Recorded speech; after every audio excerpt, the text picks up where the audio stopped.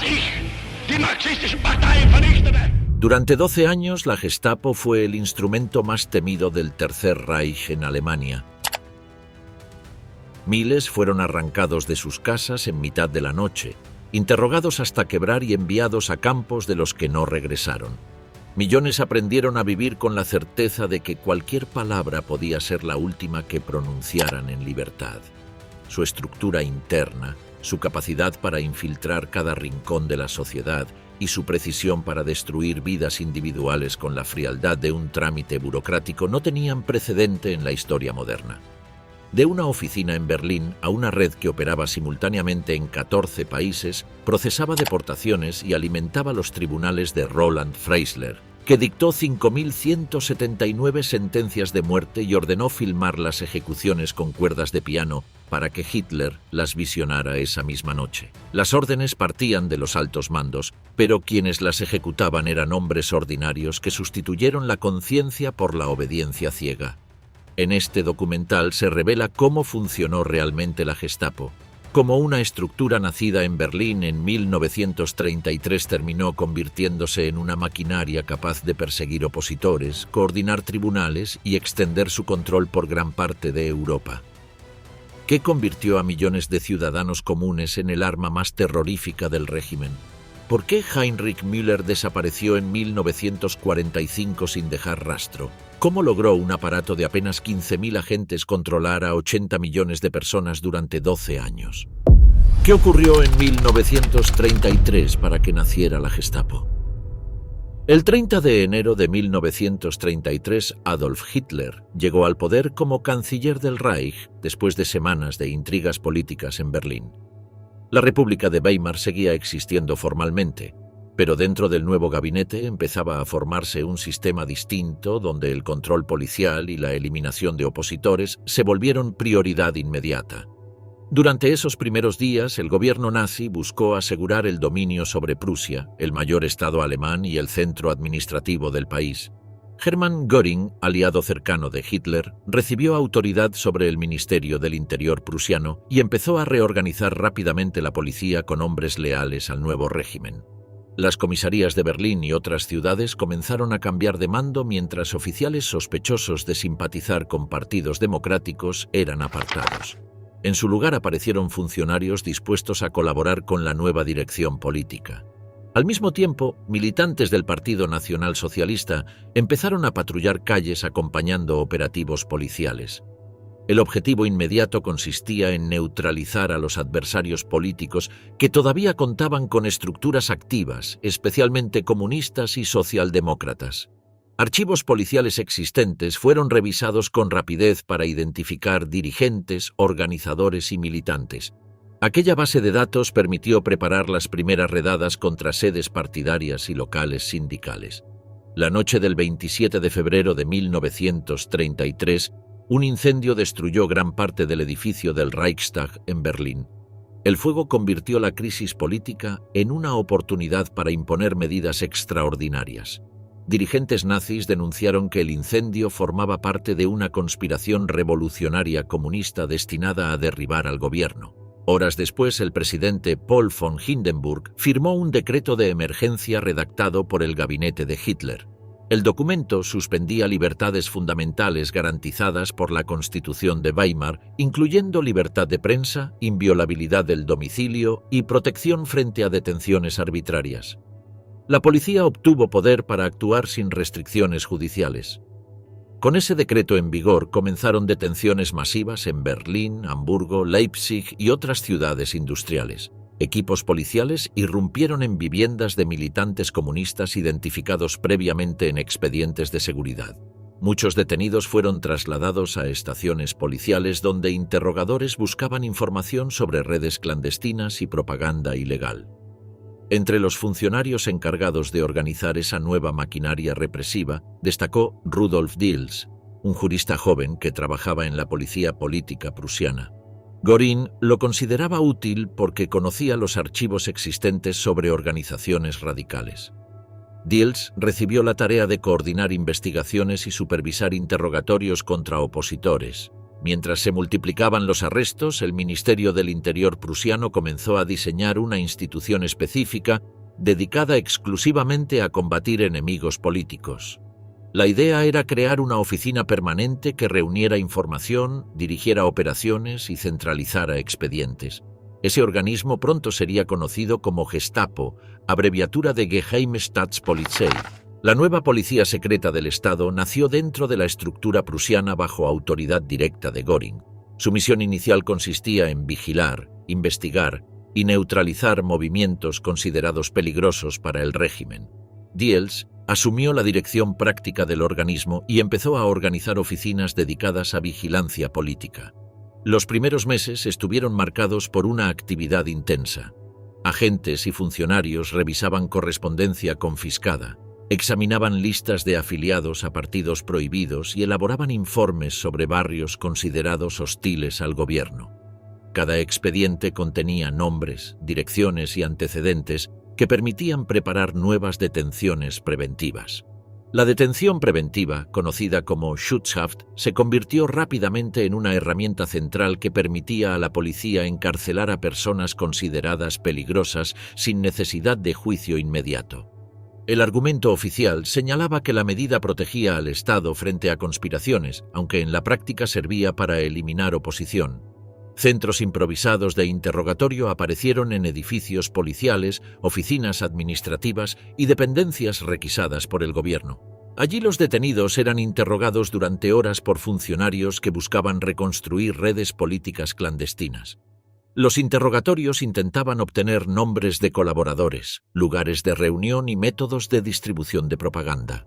Mientras tanto, la campaña contra organizaciones de izquierda continuaba ampliándose. Periódicos comunistas fueron clausurados, imprentas registradas y reuniones políticas disueltas por patrullas policiales. En barrios obreros, la presencia de agentes y simpatizantes del régimen se volvió cada vez más visible, creando un ambiente de vigilancia constante. En marzo de 1933, el nuevo Parlamento aprobó la ley habilitante que otorgó a Hitler autoridad para dictar leyes sin aprobación legislativa. Aunque ese proceso se desarrollaba en el ámbito político, sus consecuencias afectaban directamente a la actividad policial. La Gestapo encontró así un marco legal favorable para expandir sus operaciones. Diels y sus colaboradores comenzaron a organizar archivos más amplios sobre asociaciones culturales, sindicatos y círculos estudiantiles donde podían surgir críticas al régimen. Cada informe se añadía a un sistema creciente de fichas personales que permitía seguir movimientos, contactos y antecedentes de miles de individuos considerados sospechosos.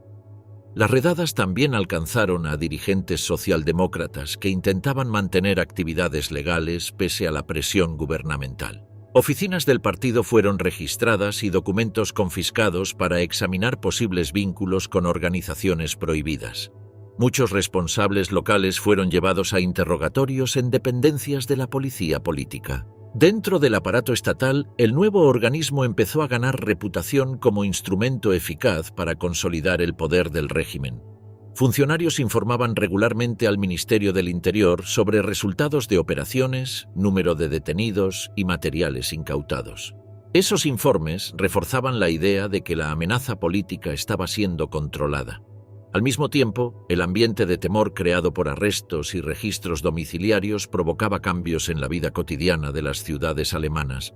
Personas que antes participaban en reuniones políticas dejaron de hacerlo, mientras vecinos observaban con cautela la presencia de vehículos policiales en las calles. Durante la primavera de 1933, la Gestapo continuó ampliando su alcance. Nuevas oficinas fueron establecidas en distritos prusianos para asegurar que las órdenes del centro se aplicaran en todo el territorio. Cada delegación recibía instrucciones sobre vigilancia de partidos prohibidos y seguimiento de activistas.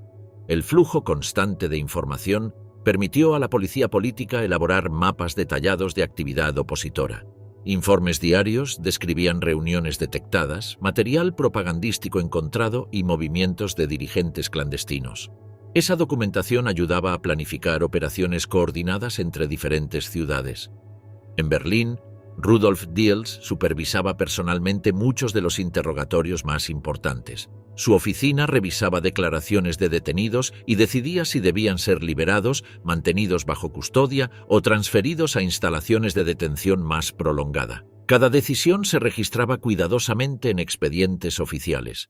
El 20 de abril de 1933, fecha del cumpleaños de Adolf Hitler, el aparato policial ya había experimentado una transformación profunda en comparación con la antigua policía política de la República. La Gestapo existía como instrumento específico dedicado a vigilar enemigos políticos y asegurar estabilidad del nuevo gobierno. En apenas unas semanas, el régimen había pasado de controlar ministerios a disponer de un sistema de persecución capaz de registrar domicilios, detener adversarios y recopilar información sobre amplios sectores de la sociedad alemana. Ese proceso marcó el comienzo de una institución destinada a desempeñar un papel central en los años siguientes.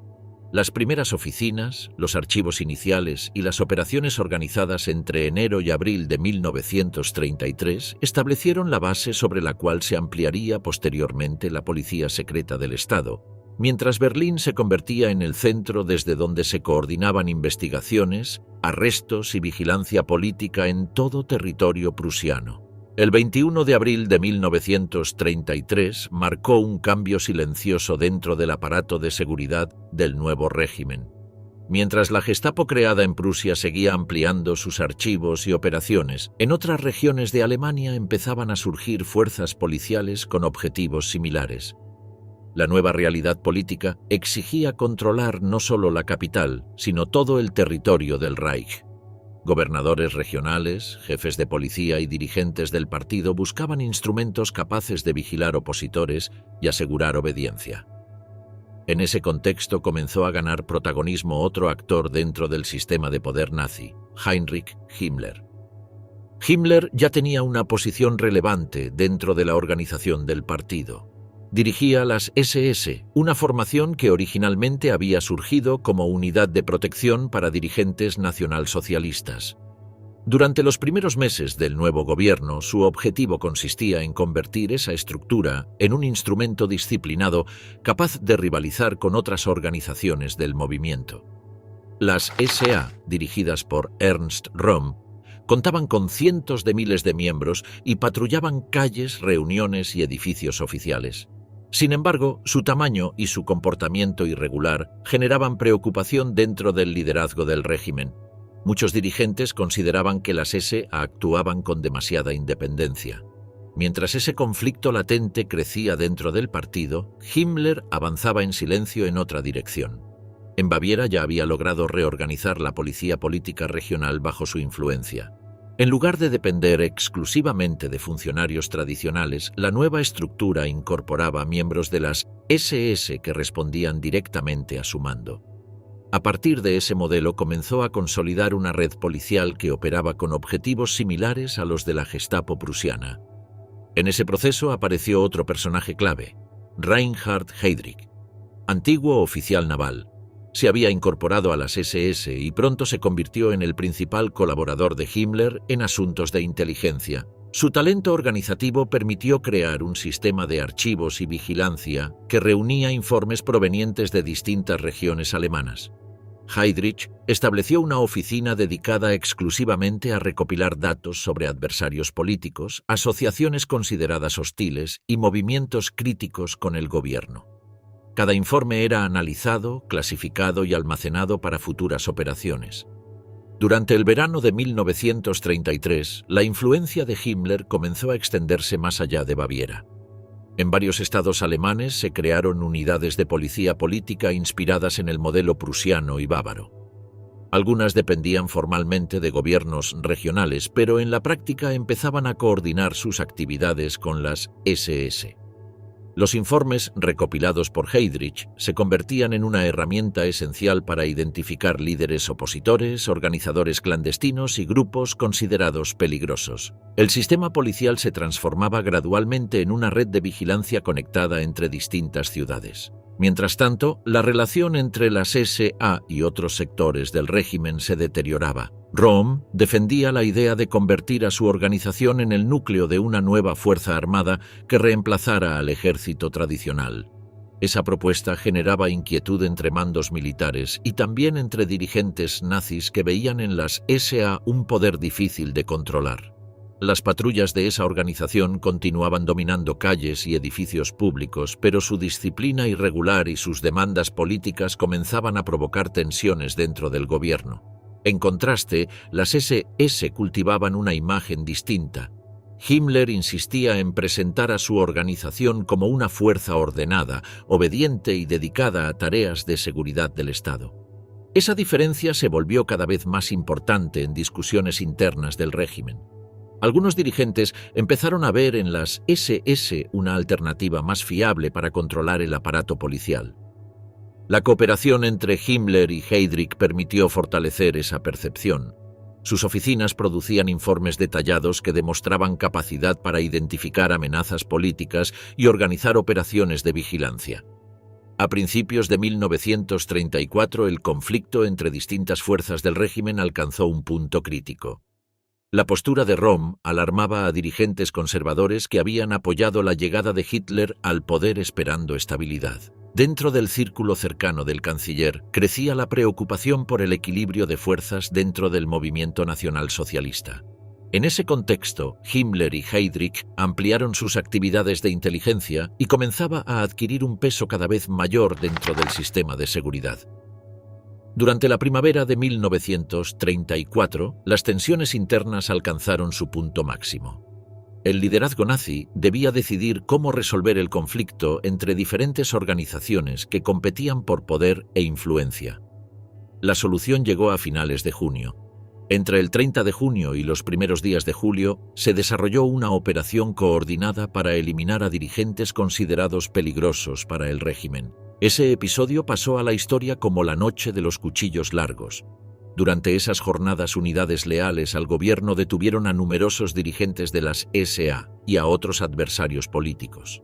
Röhm fue arrestado y posteriormente ejecutado. Las operaciones se extendieron a varias ciudades alemanas y estuvieron dirigidas desde el centro del poder en Berlín. El objetivo consistía en eliminar cualquier figura que pudiera desafiar la autoridad del liderazgo nazi. Las consecuencias de esa operación transformaron completamente el equilibrio interno del régimen. Las SA perdieron gran parte de su influencia política y su capacidad de presión sobre el gobierno desapareció. En cambio, las SS emergieron como una organización fortalecida y confiable para tareas de seguridad. La policía secreta del Reich acababa de nacer, pero pronto cambiaría de manos, y con ello cambiaría el destino del régimen. ¿Quién mandaba en la policía secreta nazi? ¿Y cómo se apoderaron las SS del sistema policial alemán? En agosto de 1936, un comerciante de Würzburg entró a la oficina local de la Gestapo y presentó una denuncia escrita contra su vecino. El documento afirmaba que el denunciado había pronunciado comentarios críticos sobre el precio de los alimentos durante una conversación en la calle, comparando las condiciones económicas actuales desfavorablemente con las del periodo anterior al nuevo gobierno. El nombre del denunciado quedó registrado en un expediente. Un agente verificó sus antecedentes en los archivos existentes, constató que no había actividad política previa documentada y clasificó el caso como vigilancia pasiva. 3 semanas después, una segunda denuncia llegó sobre la misma persona, esta vez procedente de un compañero de trabajo que había escuchado comentarios similares durante un descanso en la fábrica. Con 2 entradas convergentes, el expediente pasó a categoría activa. El sospechoso fue citado para interrogatorio, nunca supo quién lo había denunciado. Ese mecanismo, documentado por el historiador Robert Gelately a partir de los archivos de la Gestapo de Würzburg, conservados después de la guerra, revela la contradicción central que sostenía el funcionamiento del sistema. La oficina de la Gestapo en Würzburg, una ciudad de aproximadamente 100.000 habitantes, contaba con 22 agentes activos en los años centrales del régimen. La proporción era de un funcionario por cada 4.500 ciudadanos. En regiones rurales la situación era más extrema. Klaus Michael Malmann y Gerhard Pohl, estudiando archivos de otros distritos, encontraron zonas donde el ratio superaba un agente por cada 10.000 habitantes. Esas cifras hacían imposible cualquier forma de vigilancia directa sistemática. La Gestapo no podía seguir conversaciones, no podía patrullar barrios, no podía infiltrar simultáneamente las decenas de fábricas, asociaciones y espacios de reunión donde circulaba la vida cotidiana. Su poder real dependía de una fuente que ningún presupuesto podía reemplazar: la información proporcionada voluntariamente por la propia población. La transferencia formal de la Gestapo prusiana de Hermann Göring a Heinrich Himmler en abril de 1934 no fue una decisión administrativa, sino el resultado de una acumulación de hechos consumados. Göring había creado el organismo en 1933 bajo su autoridad directa en el Ministerio del Interior prusiano, pero Himmler había actuado en paralelo desde Baviera con una metodología diferente. En lugar de construir un aparato centralizado desde arriba, había extendido su influencia estado por estado, estableciendo en cada uno unidades de policía política cuyos jefes respondían a él personalmente antes que a los gobiernos regionales. Para principios de 1934, Himmler controlaba la policía política de todos los estados alemanes excepto Prusia. Göring calculó que el coste de mantener una confrontación interna en ese punto superaba el valor de conservar el organismo y firmó la transferencia. Heydrich quedó confirmado como jefe operativo. El hombre que dirigiría el trabajo cotidiano durante los años siguientes fue Heinrich Müller. Müller había construido su carrera en la policía política bávara durante la República de Weimar, persiguiendo comunistas y socialistas con una eficiencia que sus superiores habían valorado sistemáticamente en los informes anuales. No era miembro del Partido Nacional Socialista Alemán de los Trabajadores en 1933, una anomalía que generó reservas en círculos del partido, pero Heydrich consideró que esa trayectoria era precisamente lo que necesitaba para dirigir una institución que debía funcionar como engranaje administrativo antes que como órgano ideológico. Müller no cuestionaba órdenes, construía procedimientos para ejecutarlas con precisión. Ascendió dentro de la estructura hasta convertirse en jefe ejecutivo de la Gestapo, cargo que mantendría sin interrupción hasta los días finales del régimen. Los archivos aliados lo catalogaron bajo el apodo que sus propios subordinados usaban: Gestapo Müller. La delegación regional típica que Müller supervisaba desde Berlín funcionaba con una estructura dividida en secciones especializadas. Una sección gestionaba asuntos políticos generales, analizando organizaciones y movimientos. Otra administraba los archivos de personas, donde cada expediente acumulaba datos de identidad, antecedentes, informes de vigilancia y resoluciones administrativas previas. Una tercera coordinaba las relaciones con otras agencias de seguridad en el distrito. Cuando una denuncia llegaba, fuera en forma de carta, de visita personal o de informe telefónico, el funcionario receptor abría un formulario de entrada, registraba la fuente con un código que protegía la identidad del informante, describía el contenido y asignaba una categoría de prioridad. Si el denunciado ya tenía expediente previo, los nuevos datos se incorporaban a ese archivo. Si no lo tenía, se creaba uno nuevo. La decisión de abrir una investigación activa dependía de la acumulación de entradas y de la evaluación del funcionario responsable de esa sección. Dentro de ese flujo existían 3 categorías de colaboradores claramente distintas: los informantes remunerados identificados en los archivos con códigos de pago recibían cantidades periódicas por reportes sobre personas o grupos específicos que la Gestapo había solicitado seguir. Eran los menos numerosos y los más controlados. Los colaboradores voluntarios actuaban por convicción política, considerando que su contribución protegía al régimen frente a enemigos reales. Los archivos de Würzburg muestran que este grupo incluía con frecuencia a miembros del partido de nivel local, funcionarios municipales y maestros. El tercer grupo era el más amplio y el más revelador sobre la dinámica social del sistema: ciudadanos sin adscripción política definida que acudían a las oficinas o enviaban cartas motivados por conflictos enteramente privados. Una mujer denunció a su marido tras una discusión doméstica. Un inquilino reportó a su arrendador después de un desacuerdo sobre el alquiler. 2 empleados de la misma empresa se denunciaron mutuamente en un contexto de disputa por un ascenso. El aparato policial no había generado esos conflictos. se había limitado a estar disponible como instrumento para resolverlos, y esa disponibilidad resultó suficiente para convertir fricciones privadas en expedientes del Estado. El análisis de Gelatelli determinó que en Würzburg más del 57% de las investigaciones abiertas por la Gestapo se originaron en denuncias ciudadanas. Malman y Pohl encontraron proporciones similares en otros distritos estudiados. Esas cifras invertían el modelo que la imagen pública de la institución proyectaba.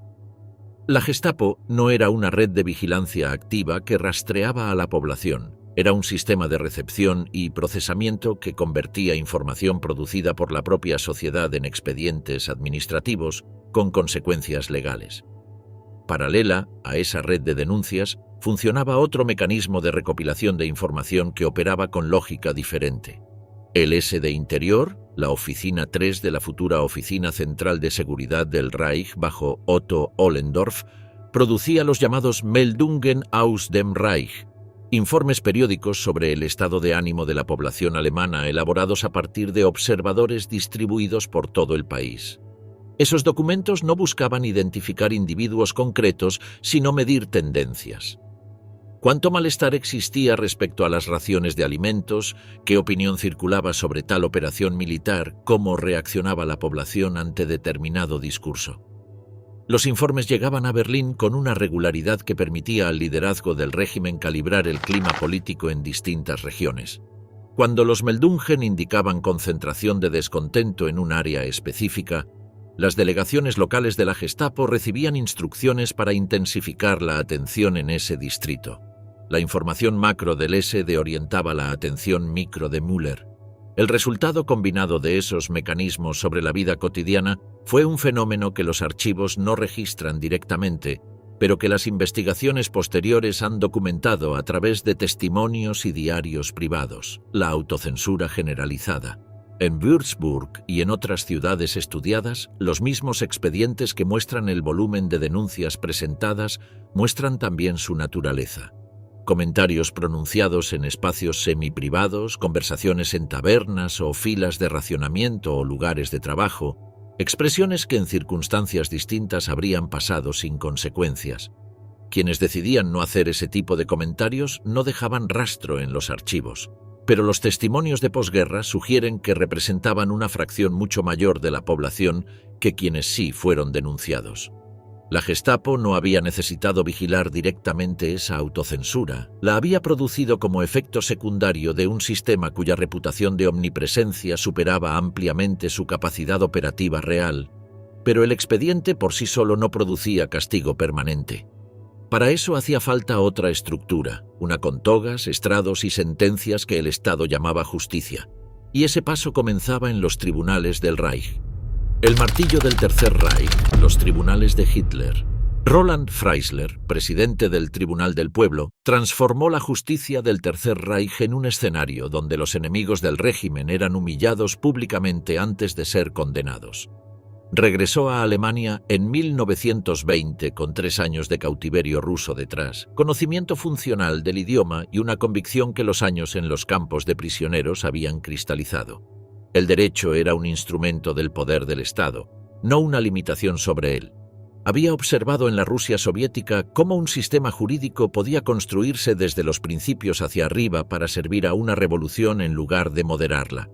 Esa lectura, que sus contemporáneos alemanes de formación liberal habrían rechazado como aberración, se convirtió en la base intelectual de su trayectoria posterior. Se incorporó al Partido Nacional Socialista Alemán de los Trabajadores en 1925. Construyó una carrera en la administración judicial prusiana y llegó a la Secretaría de Estado del Ministerio de Justicia del Reich bajo Franz Gürtner, donde participó directamente en la redacción de las bases del nuevo sistema penal nacional socialista. Cuando en agosto de 1942 Hitler lo designó presidente del Volksgerichtshof, Freisler llevaba casi una década construyendo la doctrina que ahora aplicaría desde el tribunal más políticamente visible del Reich.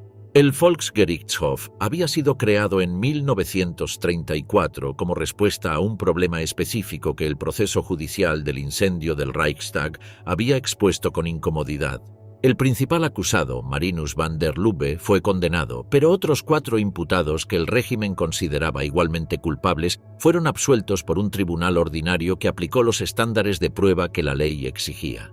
Esa absolución resultó inaceptable para el liderazgo nazi. El nuevo tribunal fue diseñado para que ese tipo de resultado fuera imposible. Sus jueces combinaban formación jurídica con credenciales políticas verificadas. Los procedimientos excluían recursos efectivos. La defensa tenía acceso al expediente, pero sus posibilidades de alterar el resultado dependían de que los cargos estuvieran mal construidos, lo que raramente ocurría cuando el expediente procedía de la Gestapo. Entre 1934 y 1944, el tribunal dictó 5.179 sentencias de muerte. Solo en 1944, ese número ascendió a 2.097, concentración que refleja la aceleración represiva posterior al atentado de julio y la eliminación de cualquier distancia entre procedimiento judicial y ejecución política inmediata. Los Sondergerichte procesaban el volumen mayor de casos políticos ordinarios que el Volksgerichtshof no absorbía por razones de escala. Para 1942 operaban 74 cortes especiales distribuidas en ciudades de todo el Reich. Su instrumento legislativo central era la Heimtücke-Gesetz, la ley contra comentarios maliciosos promulgada en 1934, que criminalizaba cualquier declaración interpretable como perjudicial para el régimen, el partido, sus representantes o el estado de ánimo necesario para la defensa del país. La ley no exigía que el comentario hubiera sido pronunciado en público. No exigía intención política demostrable. Bastaba con que alguien lo hubiera escuchado, lo hubiera considerado suficientemente problemático para denunciarlo y la Gestapo hubiera construido un expediente con esa denuncia como base. Los expedientes producidos por el mecanismo de denuncias ciudadanas documentado en Würzburg se convertían directamente en las acusaciones que los fiscales de los Sondergerichte presentaban ante los jueces. Los tiempos procesales de esas cortes reflejaban su función. En muchos casos, el intervalo entre el arresto del acusado y la sentencia era inferior a 6 semanas. Los acusados comparecían ante un panel de 3 jueces, escuchaban la acusación formulada a partir del expediente policial y disponían de un defensor cuya capacidad de intervención efectiva dependía de la calidad técnica del expediente, no de la gravedad del cargo. Las actas conservadas de varios Sondergerichte muestran que la mayoría de los defensores se limitaban a solicitar clemencia una vez que los cargos habían sido establecidos, sin cuestionar los procedimientos de investigación ni la admisibilidad de las pruebas, en parte porque las normas procesales de esos tribunales no ofrecían mecanismos para hacerlo con eficacia.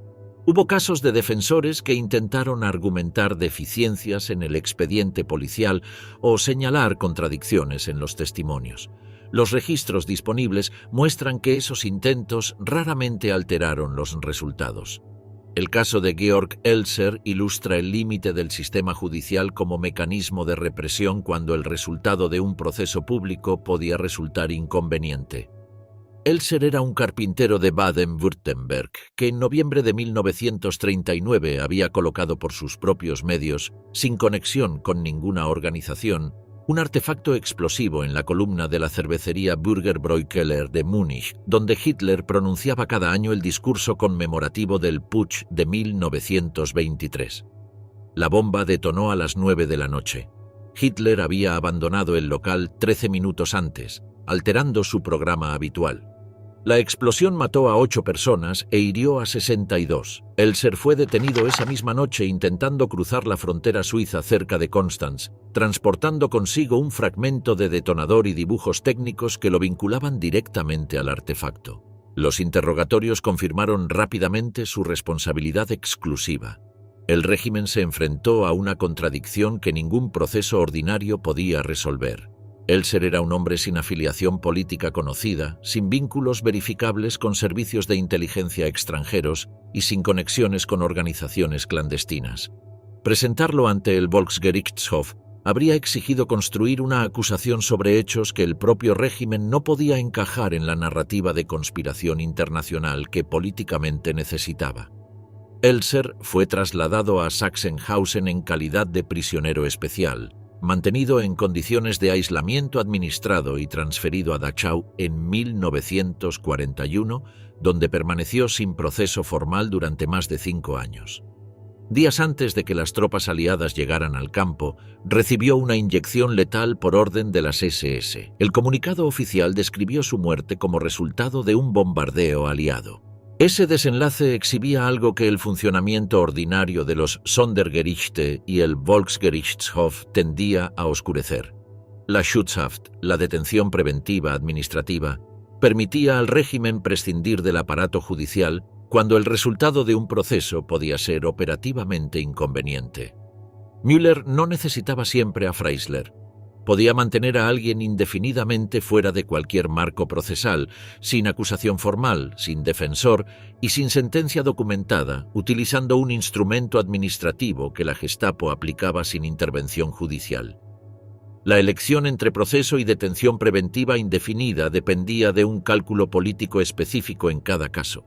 Si la publicidad del juicio reforzaba la autoridad del régimen, se elegía el proceso. Si la podía comprometer, se elegía el archivo de Schutzhaft.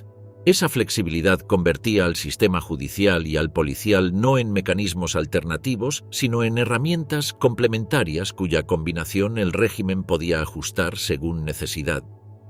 Para cuantificar el volumen total del sistema entre 1933 y 1939, los archivos judiciales disponibles en distintas regiones alemanas muestran que los Sondergerichte procesaron decenas de miles de casos políticos durante ese periodo.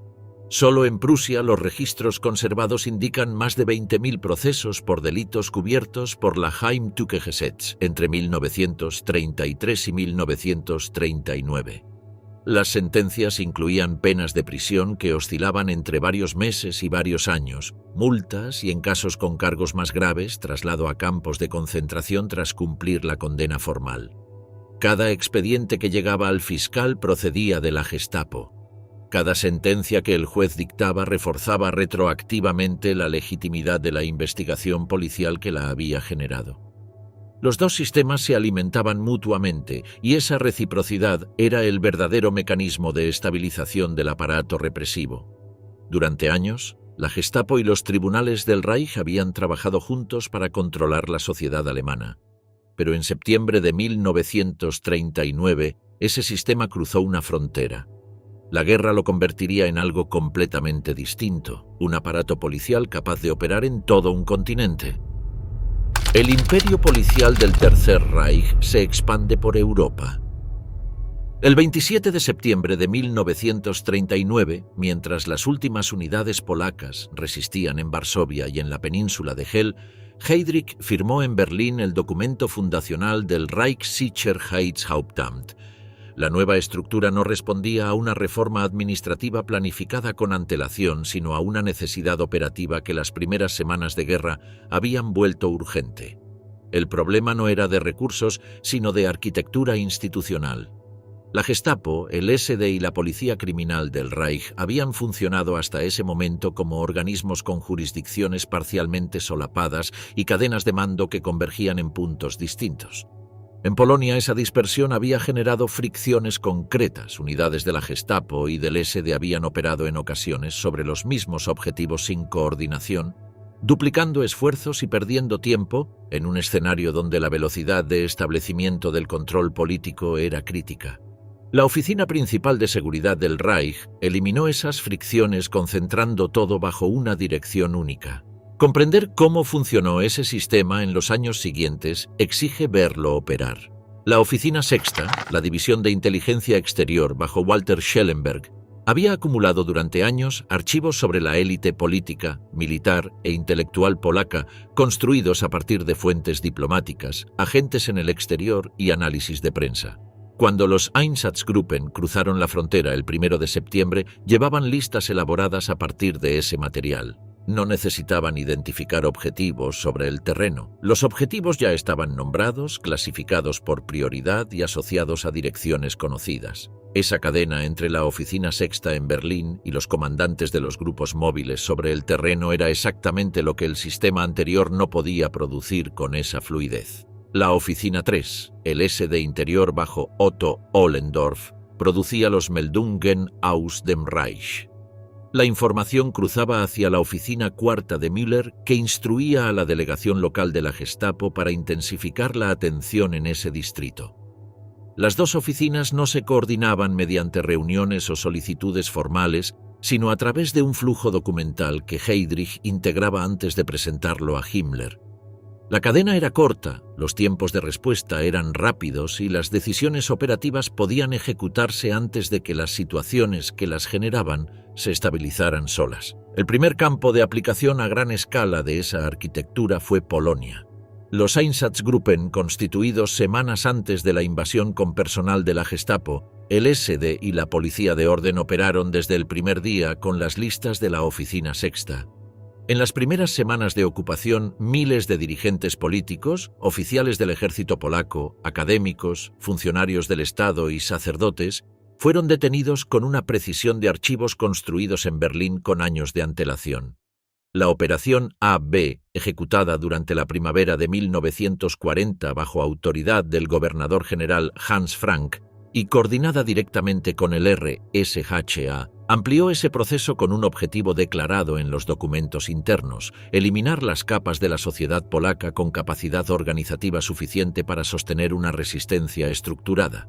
Los registros disponibles indican que aproximadamente 26.000 personas fueron ejecutadas en el marco de esa operación entre abril y junio de 1940. Otros 30.000 fueron enviados a campos de concentración. La lógica no era punitiva en el sentido ordinario del término. Era preventiva en el sentido más radical: destruir la capacidad de liderazgo de una sociedad antes de que esa capacidad pudiera organizarse. En diciembre de 1941, Hitler firmó un decreto redactado por el mariscal Wilhelm Keitel que añadió una dimensión específica al sistema de represión en territorios ocupados que las deportaciones ordinarias no cubrían. El documento, conocido internamente como Nacht und Nebel, Noche y Niebla, establecía que ciertos detenidos considerados peligrosos para la seguridad alemana, pero cuya ejecución inmediata podía generar mártires o provocar reacciones adversas en la población local, debían ser trasladados al interior de Alemania sin notificación a sus familias ni a ninguna autoridad externa. La correspondencia interna entre Keitel y el RSHA explicaba el razonamiento con precisión. La incertidumbre sobre el paradero y el destino de un detenido producía un efecto disuasorio superior al que generaban las condenas conocidas, porque eliminaba la posibilidad de que el entorno del detenido construyera una narrativa de martirio o resistencia alrededor de su caso. En Noruega, grupos de resistentes capturados en 1942 fueron clasificados bajo ese procedimiento y trasladados al campo de Natzweiler-Struthof, en Alsacia, entonces territorio incorporado al Reich. Sus familias en Oslo y Bergen recibieron comunicaciones oficiales que confirmaban el arresto, pero no proporcionaban información sobre el destino ni sobre el estado del detenido. Los registros del campo, recuperados parcialmente después de la guerra, muestran que varios de esos prisioneros murieron en Natzweiler sin que sus familias supieran durante años si estaban vivos o muertos, en qué país se encontraban o bajo qué condiciones habían sido detenidos.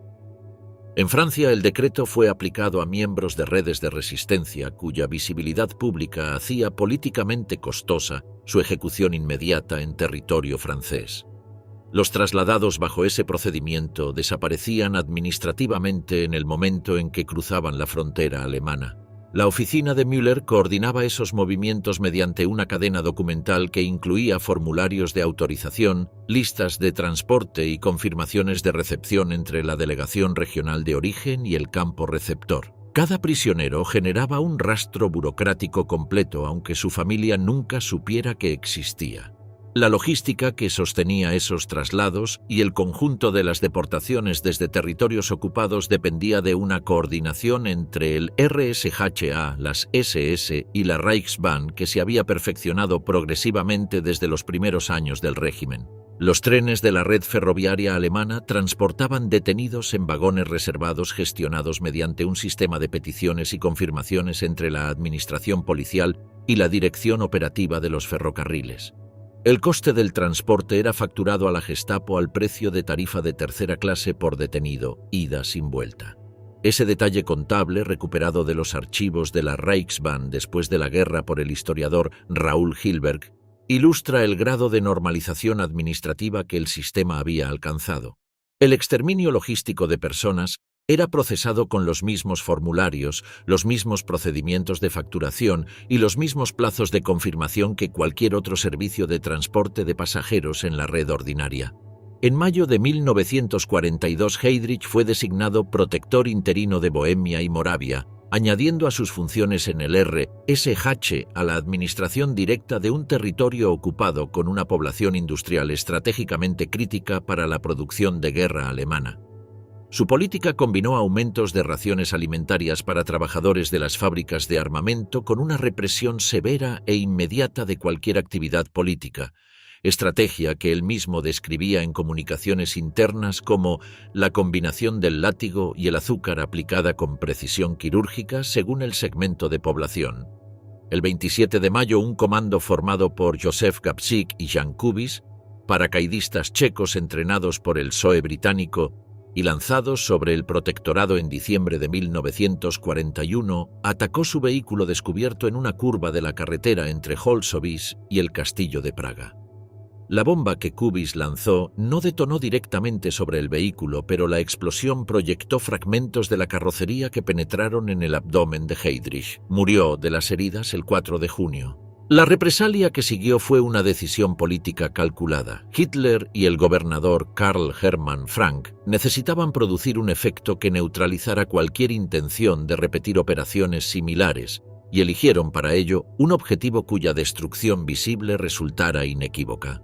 El pueblo de Lidice había sido vinculado al caso mediante una conexión fabricada a partir de una carta encontrada en el apartamento de uno de los paracaidistas que mencionaba contactos en esa localidad. La conexión real era débil y los investigadores de la Gestapo lo sabían, pero la decisión de usar Lidice no dependía de su culpabilidad sino de su utilidad simbólica.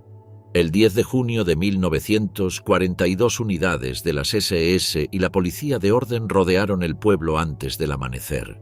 Los hombres mayores de 15 años, 173 en total, fueron ejecutados en grupos en el jardín de la granja Orak. Las 184 mujeres fueron enviadas al campo de Ravensbrück. Los 88 niños del pueblo fueron separados y enviados a un campo en Łódź, donde la mayoría murió en las semanas siguientes. Las edificaciones fueron incendiadas, los escombros demolidos, los árboles talados y el nombre del pueblo eliminado de los registros oficiales. La operación fue fotografiada y documentada sistemáticamente por orden de Frank para su difusión como demostración. Ernst Kaltenbrunner asumió la dirección del RSHA en enero de 1943.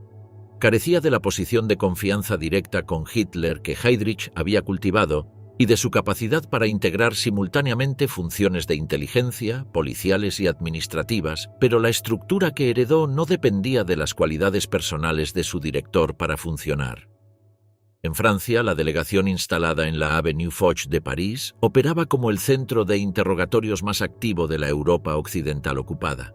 Sus agentes colaboraban con la milicia francesa, organización paramilitar del régimen de Vichy bajo Joseph Darnan, que aportaba conocimiento local preciso, redes de informantes en ciudades y pueblos del interior y capacidad de operar en espacios donde la presencia alemana directa habría generado resistencia inmediata.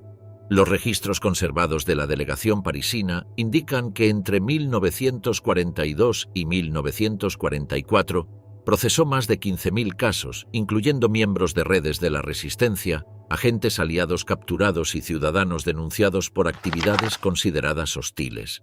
Entre los agentes del SOE capturados en Francia bajo ese sistema, se encontraban varios enviados específicamente para establecer comunicaciones con redes locales, cuya detección fue posible en parte por información proporcionada por informantes dentro de las propias redes que intentaban contactar. En los Países Bajos, el aparato policial encontró un recurso operativo sin equivalente en ningún otro territorio ocupado.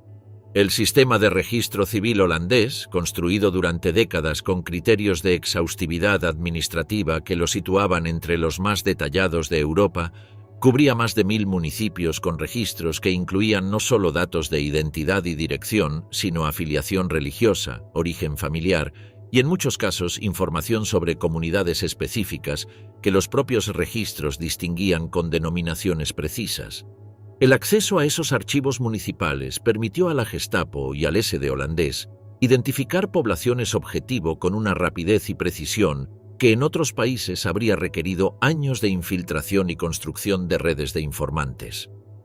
El trabajo que en Polonia había exigido listas elaboradas durante años por la Oficina Sexta en Berlín podía realizarse en los Países Bajos consultando registros civiles accesibles en cualquier ayuntamiento. El campo de tránsito de Westerbork, establecido antes de la guerra por el gobierno holandés para albergar refugiados judíos procedentes de Alemania y Austria, fue reconvertido en el punto de concentración desde donde partían los transportes hacia los campos del este.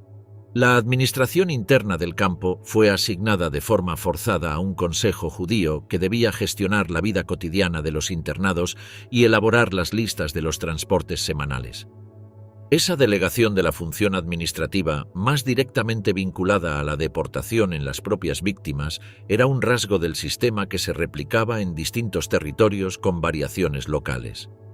Reducía la carga administrativa visible para las autoridades alemanas, distribuía la responsabilidad burocrática de forma que dificultaba la resistencia organizada y producía divisiones internas entre los internados que debilitaban la cohesión colectiva. Los transportes salían los martes. Entre julio de 1942 y septiembre de 1944, partieron de Westerbork 107 convoyes llevando aproximadamente 111.000 personas. La tasa de deportación por porcentaje de población judía identificada fue en los Países Bajos la más alta de Europa Occidental, consecuencia directa de la combinación entre la precisión del registro civil holandés, la eficiencia administrativa del sistema de Westerbork y la densidad de la red policial. Para finales de 1941, la Gestapo formaba parte de una red que operaba simultáneamente en 14 países. Las oficinas de Müller en Berlín recibían informes de París, Bruselas, Ámsterdam, Oslo, Copenhague, Varsovia, Praga, Atenas y Zagreb. Cada delegación aplicaba los mismos procedimientos administrativos y enviaba sus expedientes hacia el mismo centro. Esa uniformidad burocrática sobre escenarios radicalmente distintos era el resultado más concreto de lo que el RSHA había logrado en 2 años. El aparato que en 1933 había nacido para controlar la disidencia política en Berlín vigilaba ahora un continente. Pero en ese mismo continente, en ciudades, universidades y fábricas bajo ocupación alemana, habían comenzado a formarse estructuras que operaban en dirección exactamente opuesta, en secreto, en silencio, contra el régimen. ¿Quiénes se atrevieron a resistir al régimen nazi, la persecución final de los enemigos de Hitler? En el otoño de 1942, los equipos de radiogoniometría de la Abwehr y la Gestapo localizaron en Bruselas una emisora de radio que transmitía en frecuencias utilizadas por servicios de inteligencia soviéticos. El rastreo de señal tomó semanas. Los técnicos utilizaban receptores móviles instalados en furgonetas que recorrían los barrios de la ciudad, triangulando la procedencia de las transmisiones, reduciendo progresivamente el radio de búsqueda hasta que la señal quedó fijada en un edificio de apartamentos del distrito de Etterbeek. Cuando los agentes irrumpieron, encontraron al operador de radio, sus equipos y parte del material cifrado que había estado transmitiendo hacia Moscú. Los interrogatorios que siguieron abrieron una investigación que se extendió durante los meses siguientes hacia Berlín, París, Ámsterdam y Ginebra. La red que fue emergiendo de esos expedientes tenía su núcleo principal no en los territorios ocupados, sino en el interior del propio aparato del Estado alemán. Harro Schulze-Boysen era teniente de la Luftwaffe destinado en el Ministerio del Aire del Reich, donde tenía acceso a información operativa sobre producción aeronáutica, planificación de misiones y comunicaciones internas entre mandos. Arvid Harnack era funcionario del Ministerio de Economía del Reich, con acceso a datos sobre capacidad industrial, distribución de materias primas y proyecciones de producción de guerra. Ambos habían construido durante años, con una discreción que sus colegas en los ministerios nunca cuestionaron, una red de contactos que incluía militares, diplomáticos, artistas y funcionarios civiles dispuestos a transmitir información a Moscú. La red utilizaba emisoras de radio, mensajeros personales y canales diplomáticos secundarios para hacer llegar sus informes. El material transmitido incluía datos sobre la Operación Barbarroja que habían llegado a la inteligencia soviética antes del inicio de la invasión en junio de 1941, aunque el Servicio de Inteligencia Militar de la Unión Soviética los había descartado inicialmente como posible desinformación alemana. Los investigadores denominaron a la red Rote Kapelle, la Orquesta Roja, término que habían aplicado genéricamente a las redes de inteligencia soviética en Europa Occidental y que quedó asociado específicamente a este grupo una vez que su estructura fue reconstruida a partir de los interrogatorios de Bruselas.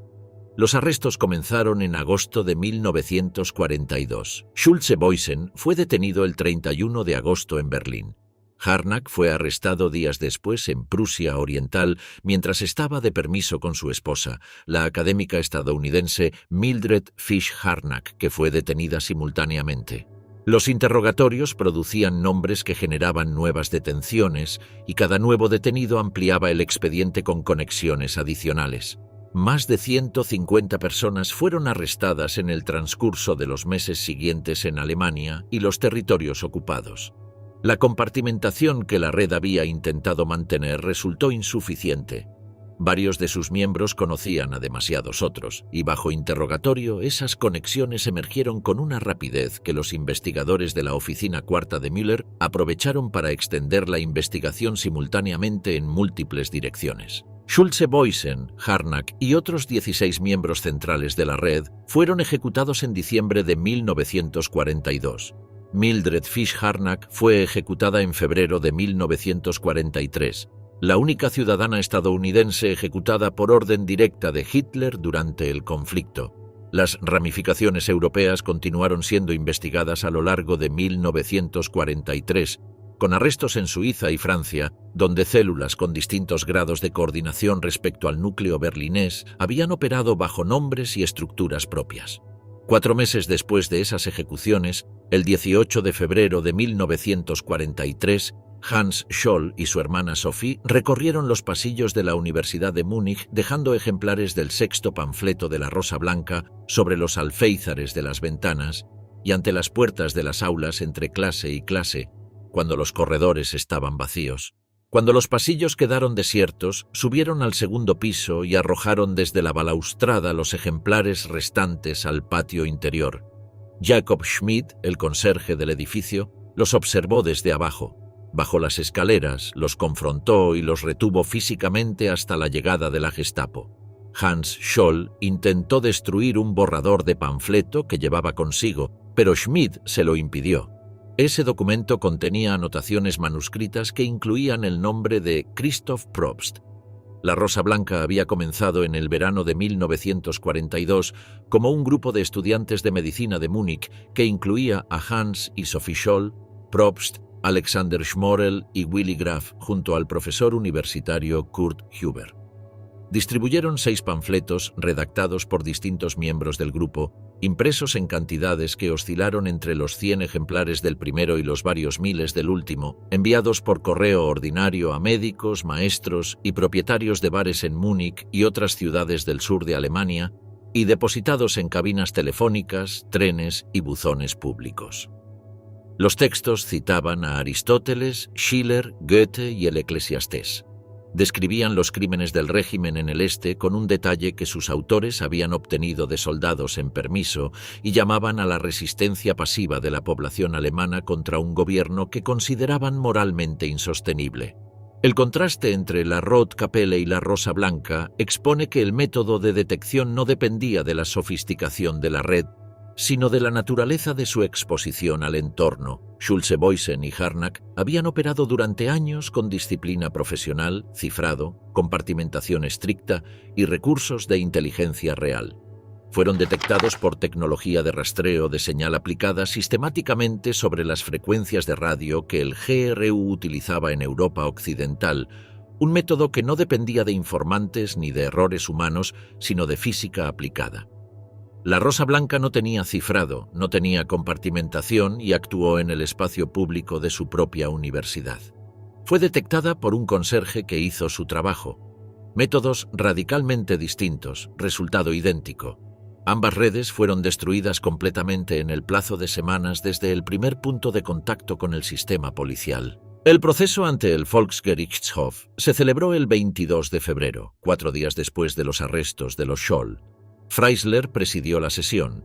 Las actas registran que interrumpió a los acusados en múltiples ocasiones antes de que completaran sus declaraciones, elevó sistemáticamente la voz para impedir que los argumentos de la defensa se desarrollaran ante el panel, y describió a los acusados con términos que ningún reglamento procesal ordinario habría tolerado.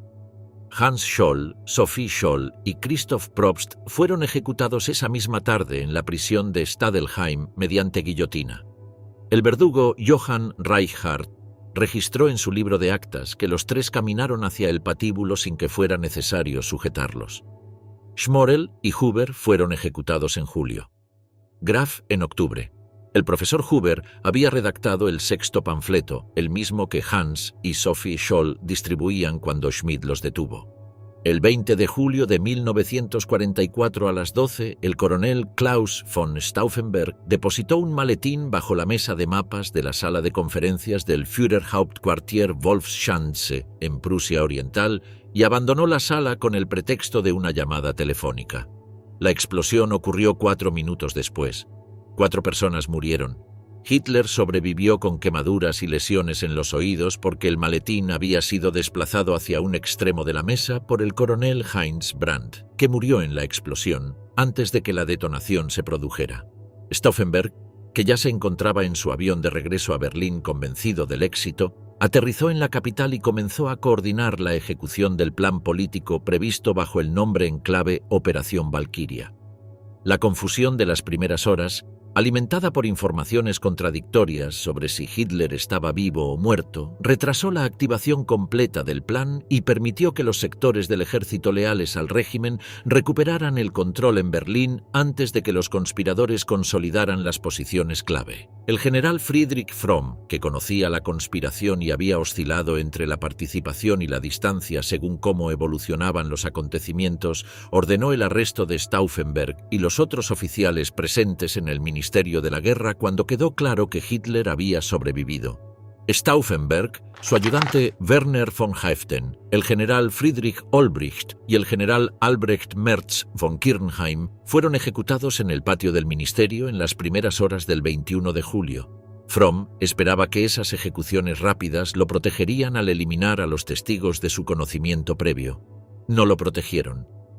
Fue arrestado días después y ejecutado en marzo de 1945. Müller recibió autorización para actuar sin las restricciones procedimentales ordinarias. Durante las semanas siguientes, la Gestapo detuvo a más de 7.000 personas. El círculo de investigación se amplió progresivamente en múltiples direcciones, hacia oficiales del ejército que habían tenido contacto con los conspiradores, hacia funcionarios civiles que habían participado en discusiones sobre una Alemania post-Hitler, hacia familiares de los implicados identificados y hacia cualquier individuo que los interrogatorios mencionaban como contacto posible en cualquier contexto. El concepto de Sippenhaft, la responsabilidad colectiva de los familiares, fue aplicado de forma sistemática y explícita.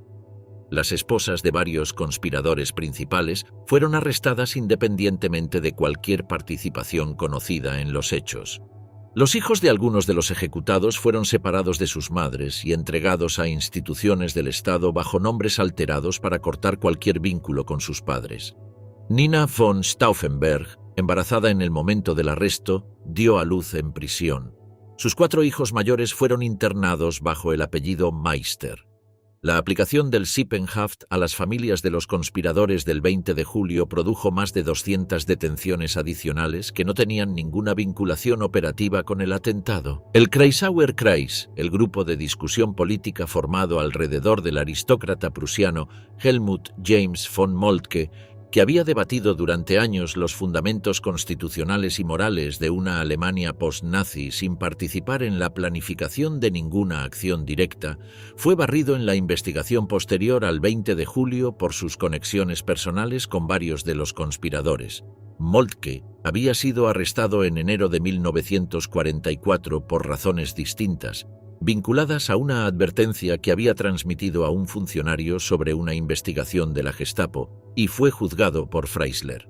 El proceso produjo uno de los documentos más reveladores sobre la lógica que el Volksgerichtshof aplicaba en esa fase final del régimen. Freisler concentró en el hecho de que Moltke había mantenido conversaciones con sacerdotes jesuitas sobre la legitimidad de la obediencia al Estado. En la correspondencia que Moltke escribió a su esposa Freya desde la prisión de Tegel, conservada y publicada después de la guerra, describió esa acusación como una confirmación inesperada. Lo que el régimen consideraba suficiente para condena a muerte era haber pensado, no haber actuado. Moltke fue ejecutado el 23 de enero de 1945. Karl Friedrich Goerdeler, el economista conservador y exalcalde de Leipzig designado en los planes de los conspiradores como futuro canciller de una Alemania post-Hitler, fue capturado en agosto de 1944 en Marienwerder después de 3 semanas huyendo con documentación falsa. Los interrogatorios a los que fue sometido durante los meses siguientes proporcionaron a la Gestapo información sobre conexiones, planes y conversaciones previas que los conspiradores habían mantenido durante años. Su capacidad para proporcionar información adicional fue la razón por la que su ejecución fue retrasada deliberadamente mientras los investigadores de Müller extraían de sus declaraciones todo el material disponible. Fue ejecutado el 2 de febrero de 1945, 6 meses después de su captura. El mariscal de campo Erwin Rommel había sido identificado en los interrogatorios posteriores al 20 de julio como alguien que conocía la existencia de una conspiración, aunque no había participado en la planificación del atentado. Varios conspiradores habían mantenido contacto con él durante los meses previos, explorando si estaba dispuesto a apoyar un cambio político. Y esas conversaciones habían quedado registradas en declaraciones obtenidas bajo interrogatorio. Su nombre en los expedientes era políticamente inmanejable por razones que el propio régimen reconocía internamente.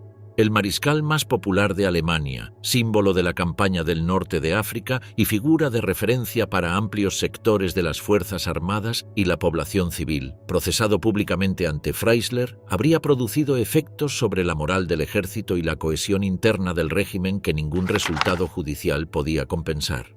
El 14 de octubre de 1944, 2 generales, Wilhelm Burgdorf y Ernst Meisel, se presentaron en su domicilio de Herrlingen con instrucciones directas de Hitler. Le expusieron la alternativa con precisión: proceso ante el Volksgerichtshof, con las consecuencias que eso implicaba para su familia bajo las normas del Sippenhaft, o muerte por envenenamiento con garantía de funeral de Estado, pensión para su esposa e hijo y protección formal para su entorno inmediato. Eligió el veneno. Abandonó la casa en el automóvil de los generales. 15 minutos después estaba muerto. El comunicado oficial, redactado con antelación, afirmó que había fallecido de las heridas sufridas en Normandía. El funeral de Estado se celebró según lo acordado. Los juicios de los conspiradores principales ante el Volksgerichtshof comenzaron en agosto de 1944. Hitler ordenó que las sesiones fueran filmadas para su proyección ante mandos militares seleccionados. Freisler presidió las audiencias con una teatralidad que los propios registros del tribunal documentan. Prohibió a los acusados que ajustaran su ropa durante las sesiones. Los filmó deliberadamente en condiciones de humillación visible con trajes sin cinturón ni tirantes que se les caían de los hombros y les negó sistemáticamente la posibilidad de articular defensas completas, interrumpiéndolos antes de que pudieran terminar sus argumentos. El mariscal de campo Erwin von Witzleben, uno de los acusados en el primer juicio, intentó en varias ocasiones dirigirse al tribunal con la compostura que correspondía a su rango. Las actas registran que Freisler lo interrumpió en cada intento. 8 de los acusados en ese primer proceso fueron ejecutados en la prisión de Plötzensee mediante ahorcamiento con cuerdas de piano colgadas de ganchos de carnicero, método elegido específicamente por Hitler para producir una muerte más lenta y degradante que el fusilamiento ordinario. Las ejecuciones fueron filmadas. Hitler las visionó esa misma noche. El 2 de febrero de 1945, Fabian von Schlabrendorff, oficial que había participado en un intento de atentado anterior al 20 de julio, transportando personalmente explosivos en el avión de Hitler sin que la bomba detonara, compareció ante el Volksgerichtshof para su juicio. Freisler presidía la sesión con el expediente de Schlabrendorff en las manos cuando las sirenas de alarma antiaérea interrumpieron el proceso. Los presentes se dirigieron a los refugios del edificio. Una bomba del ataque aliado alcanzó la sala del tribunal. Freisler murió bajo los escombros. Cuando los equipos de rescate recuperaron su cuerpo, lo encontraron aún sosteniendo el expediente de Schlabrendorff. El acusado sobrevivió al derrumbe con heridas leves. Fue evacuado y transferido al campo de concentración de Dachau, donde fue liberado por las fuerzas aliadas en mayo de 1945.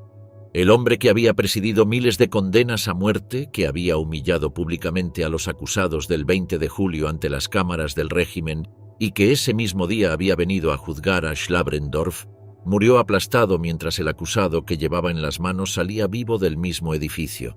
Ningún sucesor con autoridad comparable fue designado para completar los procesos pendientes antes del colapso final. Con el avance aliado durante los meses finales de 1944 y los primeros de 1945, las delegaciones de la Gestapo comenzaron a destruir documentos.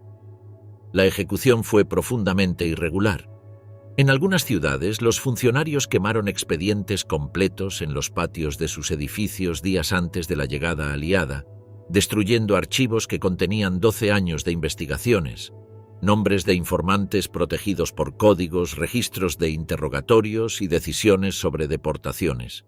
En otras, la velocidad del avance no dejó tiempo suficiente para completar la destrucción. En Nuremberg, los archivos del tribunal de la ciudad cayeron intactos en manos aliadas. En Düsseldorf, fuerzas británicas recuperaron una parte significativa de los expedientes de la Gestapo local antes de que la destrucción se completara. En Würzburg, los archivos que Gelatelli estudiaría décadas después sobrevivieron porque el funcionario responsable de su destrucción los abandonó en el edificio al retirarse. El Berlin Document Center, que concentraba registros de personal del partido y las SS, sobrevivió parcialmente porque el oficial responsable de su incineración retrasó la operación hasta que el avance soviético hizo imposible ejecutarla con el tiempo necesario. Heinrich Müller desapareció de Berlín en los días finales de los combates de abril y mayo de 1945. Fue visto por última vez en el búnker de la Cancillería en las últimas horas del régimen. Nunca fue localizado, nunca fue juzgado y nunca fue declarado oficialmente muerto con certeza documentada. Las investigaciones realizadas en décadas posteriores por servicios de inteligencia occidentales y por historiadores no produjeron una conclusión definitiva sobre su destino.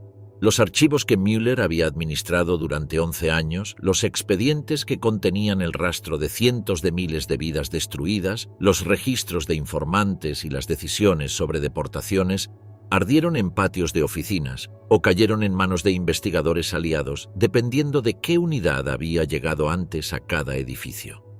Los documentos recuperados permitieron a los historiadores reconstruir algo que la reputación de la institución había ocultado durante años. La Gestapo no había sido omnipresente, había sido eficaz porque una parte de la sociedad alemana la había alimentado con información que sus propios agentes no habrían podido reunir. 22 agentes en Würzburg, un conserje en Múnich, una carta de un vecino en Berlín. El sistema que durante 12 años había producido cientos de miles de expedientes, deportado a campos a decenas de miles de personas y perseguido redes de resistencia en 14 países, simultáneamente había dependido, en su nivel más básico, de que ciudadanos comunes decidieran cada día si hablaban o callaban, si denunciaban o miraban hacia otro lado. Esa decisión, multiplicada por millones de personas durante 12 años, fue la verdadera infraestructura del terror.